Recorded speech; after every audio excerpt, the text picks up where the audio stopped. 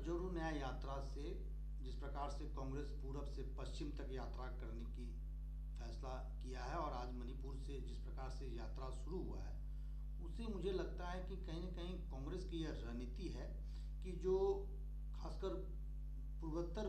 हिंदुस्तान का जो पूर्वोत्तर हिस्सा है जिसमें 25 लोकसभा सीटें आती हैं, उसको फोकस करते हुए कांग्रेस ने मणिपुर से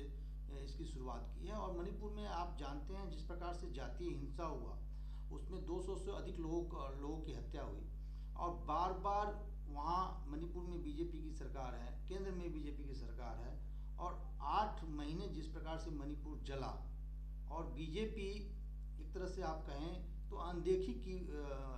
मणिपुर का, उससे खासकर पूर्वोत्तर राज्यों में एक निगेटिव मैसेज है बीजेपी का,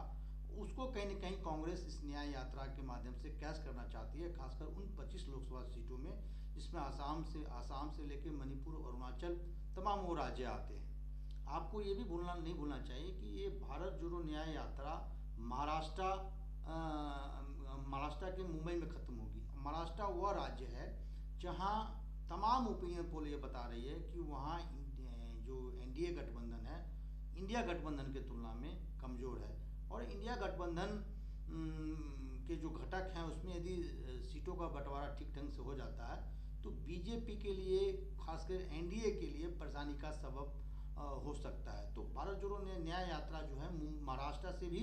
गुजरेगी, उड़ीसा से, बंगाल से, बिहार में भी आप देखिए, बिहार में भी जिस प्रकार के गठबंधन हैं इंडिया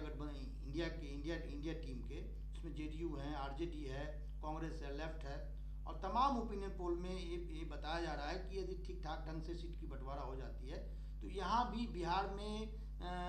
बीजेपी एनडीए के लिए परेशानी का सबब होगा। तो मेरा ये मानना है कि भारत जोड़ो न्याय यात्रा जो मणिपुर से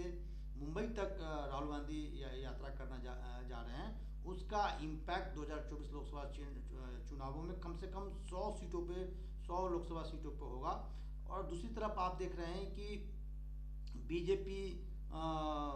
राम मंदिर आंदोलन और राम मंदिर के प्राण प्रतिष्ठा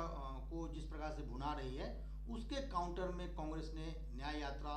मुझे लगता है कि उन्होंने इसकी शुरुआत की है और इसका इम्पैक्ट मुझे लगता है कि खासकर पूर्वोत्तर राज्यों में आपको देखने को मिलेगा, महाराष्ट्र में देखने को मिलेगा, बिहार में भी देखने को, मुझे लगता है कि बिहार से भी ये यात्रा गुजरेगी और बिहार में भी आपको देखने को